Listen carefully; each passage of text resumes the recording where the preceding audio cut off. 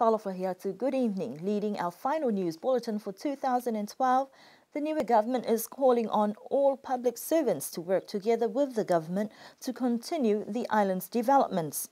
Honourable Premier Toke Talangi, in his summing up of the year that was 2012, the government's main goal is to increase income payments, but workers need to also ensure each role is carried out. He said everyone needs to cooperate and work together to expand the island's capabilities. The projects implemented, he said, is to ensure the island's continuing development. As for one of the island's core functioning sectors, shipping, Premier Talangi said Niue will continue to utilize reef shipping. The company which is in receivership is most likely to sell, but Premier Talangi said Niue will continue with the new company, whoever they might be. Yesterday, the final meeting of the Niue Legislative Assembly for this year got off to an interesting start with only 8 members present. As the Speaker of the House, Ahohiva Levy, opened the meeting, he made note that in order for the meeting to proceed, a quorum of 10 was required. He then went on to propose that the meeting be postponed until the new year. However, members of the Assembly present asked that a short recess be given to allow time for other members to arrive. The Premier, along with a few extra members, made it in time for the meeting to continue. One of the items on the agenda was the tabling of a report from the Constitution Review Committee, proposing amendments to the Constitution. One, that the number of members of Parliament be decreased from 20 to 16. The chairman of the Constitution Review Committee, Fisa Pingia, proposed that the report from the committee be postponed to be presented at the first meeting in the new year. Another report that was tabled was a travel report from a group of members of Parliament who were part of a study tour to New Zealand. 12 annual reports were also tabled from a number of departments and corporations. And in summary, Premier Toke Talangi was able to provide information on a number of key issues, such as banking services that have yet to be finalised, with the hope of sourcing a service provider by the middle of January or early February. Government is also in discussions with 2 interested parties for deep-sea mining explorations into how much of this resource is available. Government will continue discussions with the Environment Department and mining experts before notification will be given for developments at the beginning of February or March. Premier Talangi said that the government transformation has seen many positive improvements, especially for the private sector, with the outsourcing of services. The hope is that there will also be benefits for the public sector in productivity for revenue generation, with the hope of improving salaries. The meeting concluded on a festive note, extending season's greetings to all constituencies and looking forward to a prosperous new year ahead. Air New Zealand has applied changes to rates for excess baggage applicable to all flights leaving Niue. Pelenis Travel, the local agents for Air New Zealand on the island, say that these new changes and charges came into effect at the beginning of December. For some passengers, the changes have come as a surprise. The new rates vary depending on when flights were booked and also point of destination. For bookings that were made on or after the 22nd of November 2012, allowances for those departing Niue to all short-haul destinations in New Zealand, Australia and the Pacific Islands, excluding Perth, Denpasar and Honolulu. For the first additional piece, that is $120. For the second piece, $200. That is equal to $320 for both pieces. And the third or any extra pieces, $250. For overweight charges for bags over 23 kilos but under 32 kilos, it is $120. Allowances for those departing to all other destinations, including Perth, Denpasar and Honolulu. The first additional piece is $200. The second additional piece is $250, which means $450 for 2 pieces. The third and any extra pieces will be $350.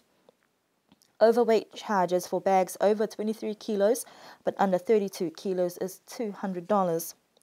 As for those who had made bookings on or before the 21st of November 2012, The first additional piece is $75. Second additional piece is $250, which makes $325 for both pieces. Third piece and any extras are $350.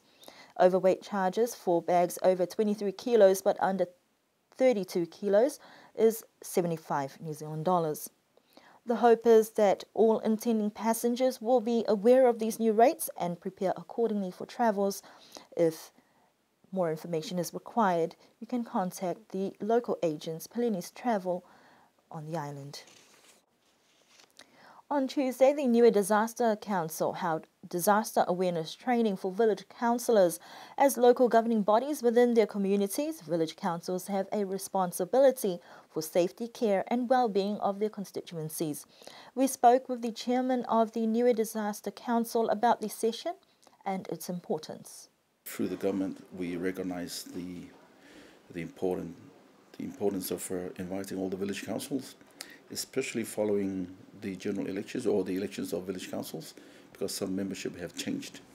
And as usual, we bring them in and we will walk them through, discuss with them with regards to their roles in times of preparation for cyclones, disasters, etc.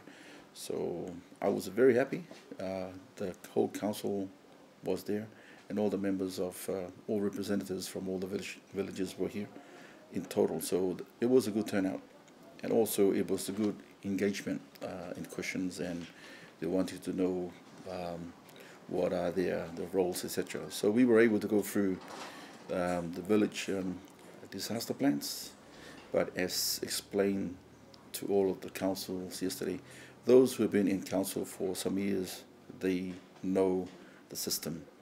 But it is important to also know that no matter how good the plans are, if the people of the village are not aware of the plans and the plans are not implemented in the way they should be with regards to the roles of each village council and the members of the villages, it will defeat the purpose of preparation.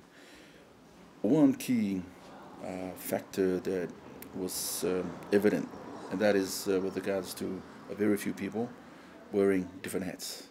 So therefore, the color coding and the preparation is important, because we'll have a responsibility to our homes, to our families, then your departments, and if you are responsible for other roles in the department and also the community, like say village council, department, and your home, you need to prepare at least before. Now, well into the official cyclone season, the Disaster Council have plans in motion with assistance provided to the public, but cooperation is also needed from the community. The other one we discussed was the tree cutting program. This is for every village. The councils will go with the village, the people in the village, to identify trees that are hazardous, are risky to people, and mark those trees. We have 3 tree cutting team, 2 with Public Works, 1 with the Niue Police, and they'll be programming the village by village tree cutting program. The request of the people is that they will only cut the trees they identify as risky or hazardous to the house and people. They're not there to clean out your whole area with trees and expected them also to clean up afterwards. No. So we're calling the cooperation of people to please assist. They will cut the trees down and chop them up, but I don't think they'll be going to the extent of loading and cutting them to wherever they need to be taken to. So this will be the responsibility of the home. As part of the preparedness campaigns, the Council also reminds the public to ensure that they have sufficient water supply available or in storage and this cyclone season, and also to stock up on emergency supplies. The cyclone season ends in April, but it is best to be prepared and not get caught out with any unexpected disasters. Last week, the Ecclesia Cristiano Niue initiated a meeting with families within the village of Hitavake for the church building to be reopened. This meeting was held with an invitation extended to all families in the village council, and also a representative from the Department of Justice. According to a representative from the Ecclesia Advisory Council, there was one family who were not present and did not want the church to be reopened. However, the general consensus from the meeting was for families to set aside all differences and look forward to the new year with a new, fresh outlook and start to rebuild. There were lengthy discussions about the events that led to the church lockdown, but the main objective of the meeting was to provide some spiritual guidance and reconciliation. The Ecclesia Hiktavake building will be reopened on the 13th of January next year. Vaya held their Fiafia Day yesterday. Despite low attendance numbers, the day started bright and early. For many, as stall holders attempted to sell their products. Even though not many people attended due to work commitments, it was still good to see that those that made the effort to support the villagers. Member of Parliament for the village, Talaisi Tamatalaisi, welcomed the visitors in a short history of a year and encouragement for all to visit the new project to clean one of the village's historical sites, Fasiau Tuai. Those that we spoke to regarding the day were happy to host the visitors, but they said the show day would have been better on a Saturday where they have enough time to prepare and more people to attend the annual event. Honourable Premier Takatalangi attended with his cabinet ministers, with Minister for Community Affairs Honourable Joan Viliamu, who also remembered the trips to Fasiau Tuai. As with most show days, there can never be enough dances and performances, but Vaya certainly entertained the crowd with some Tuvaluan performances and a rare performance from Vaya's talented youth. Even though the numbers were low, there were still plenty of smiles.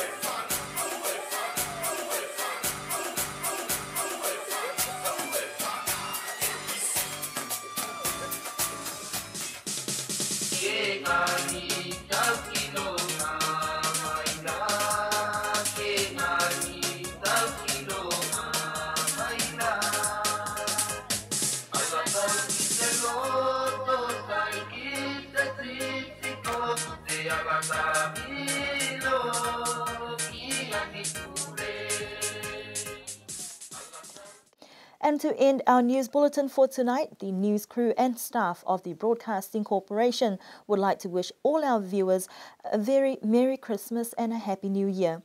We leave you with some bloopers from our news bulletins this year. Kua whakaulu tuai e whale a koako. Fo, ha? Ko whakaulu gau ni? Whakalawhalahi atu, hanei e tau whatala. The condition may chai... Whiata nei. He whamamanga e tau tangata he motu si matutaki atu ke he alau tolu a o... Ke whakausia ke tau walatala tutupu ke he aho... Koe mahunei kua mai longa kua whitani whala tau tangata ko kamata whanawhane tau manulele kai nā kai lawa.